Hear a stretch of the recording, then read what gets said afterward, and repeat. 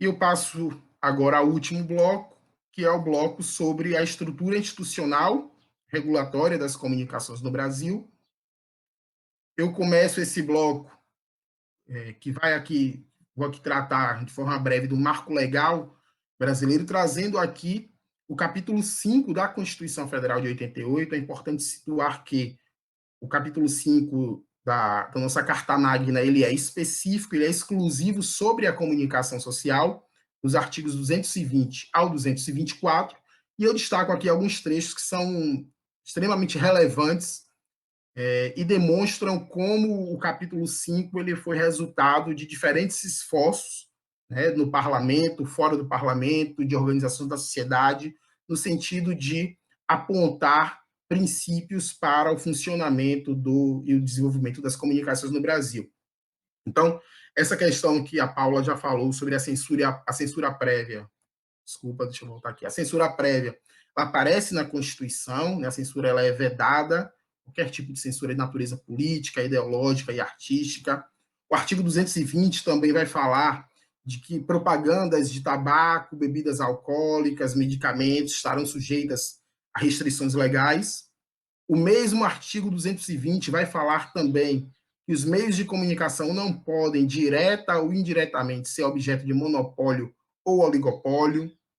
O artigo seguinte, 221, vai falar que a produção e a programação das emissoras de rádio e TV devem atender a alguns princípios, dentre eles a preferência a finalidades educativas, artísticas, culturais e informativas, deve atender ao princípio da promoção da cultura nacional e regional, a regionalização da produção cultural, artística e jornalística. Então, já tem aí uma série de apontamentos de princípios para o funcionamento da radiodifusão no Brasil. O artigo 223 ele vai falar de um princípio da complementaridade dos sistemas privado, público e estatal, né, no sentido do Poder Executivo outorgar as concessões para exploração de rádio e televisão, deve observar a garantia desse princípio para que não haja um desequilíbrio, né, de um tipo de sistema apenas sobre os demais. A Constituição também, no artigo 223, coloca o prazo da concessão ou permissão de emissoras de rádio e televisão, então, 10 anos para emissoras de rádio e 15 para emissoras de televisão. E o artigo 224 prevê a instituição, como órgão auxiliar do Congresso Nacional, de um Conselho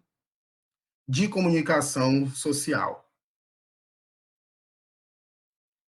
A grande questão que nós temos,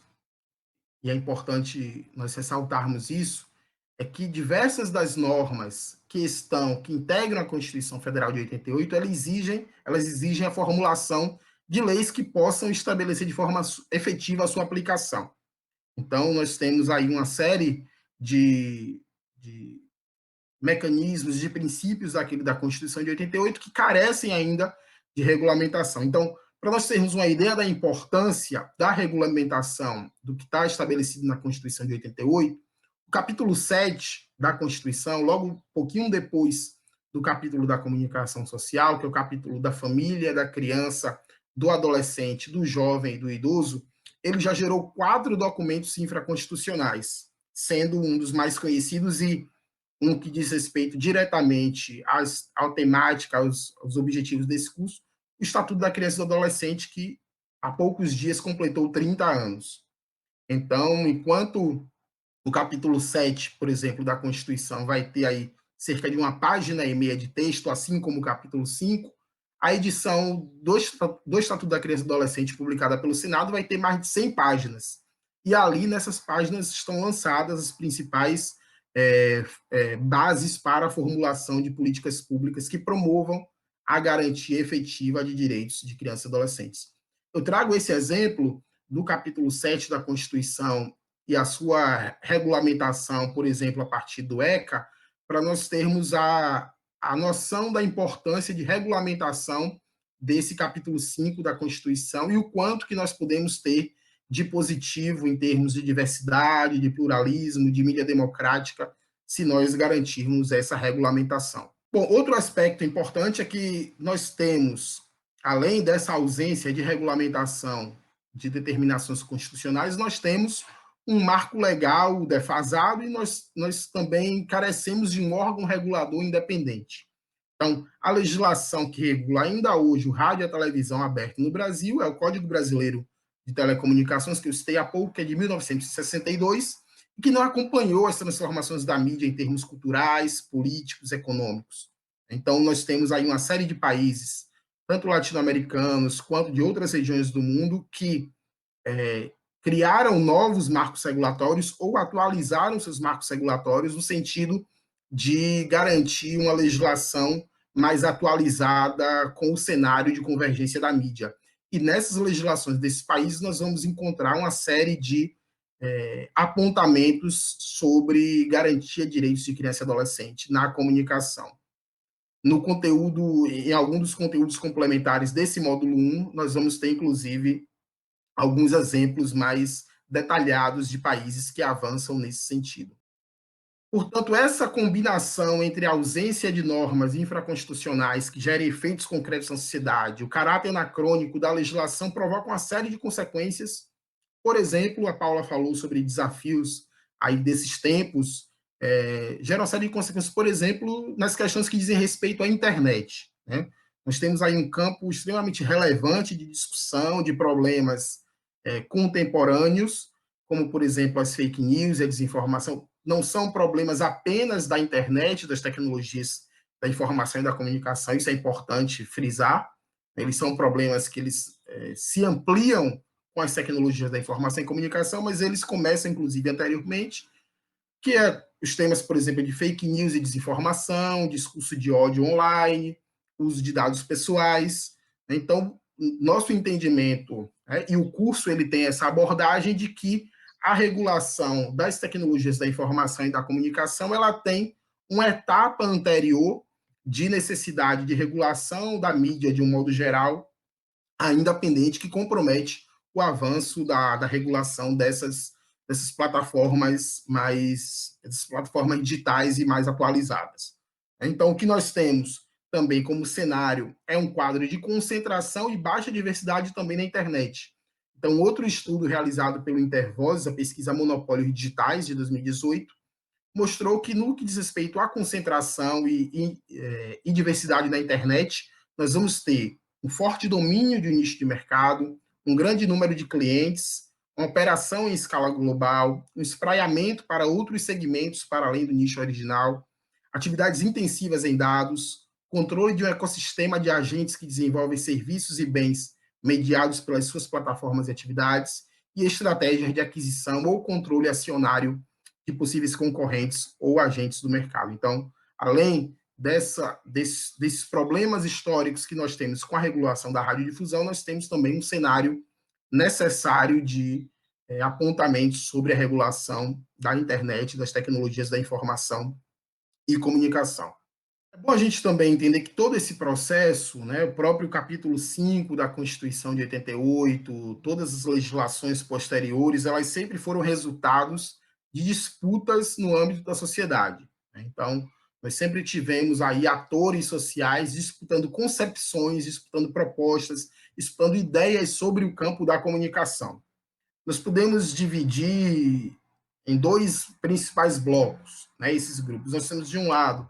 organizações da sociedade civil que vão pautar a comunicação como um direito humano e a regulação do setor como instrumento de garantia da democracia, da diversidade, do pluralismo. Então, nós vamos ter aí o Fórum Nacional pela Democratização das Comunicações, e esse Fórum Nacional ele lançou em 2012 uma campanha para expressar liberdade, que eu falo logo mais sobre ela.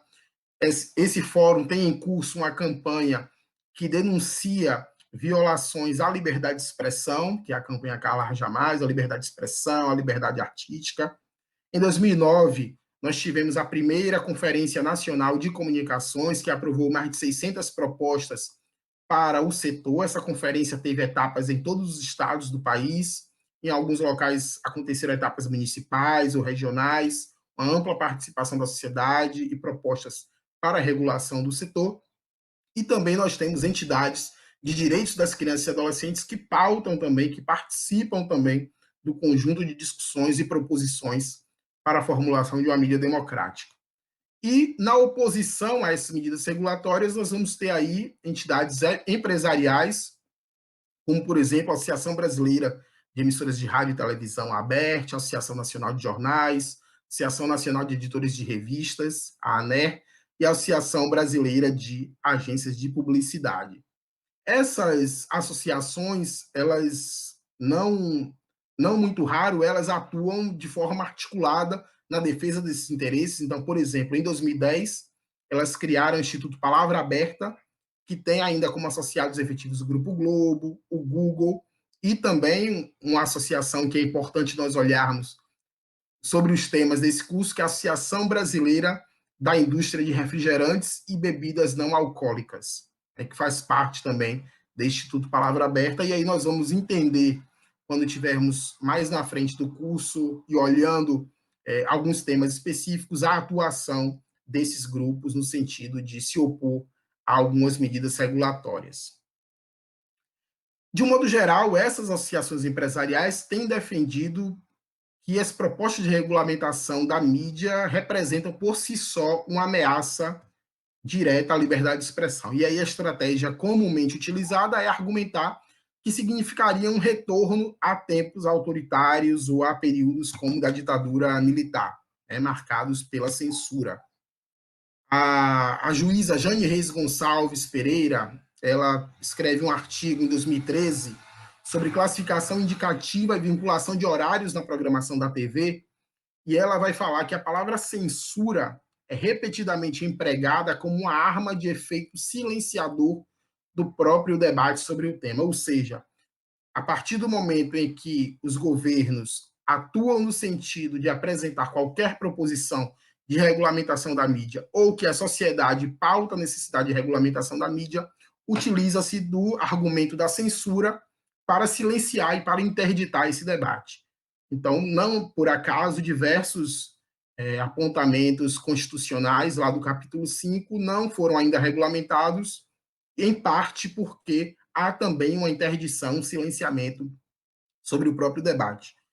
Em 2010, nós tivemos uma campanha feita pelo CONAR, que é o Conselho Nacional de Autorregulamentação Publicitária, e a Escola Superior de Propaganda e Marketing, a SPM,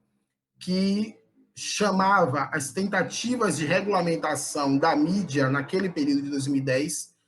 se fazia uma referência a uma espécie de volta de um monstro da censura. Tá?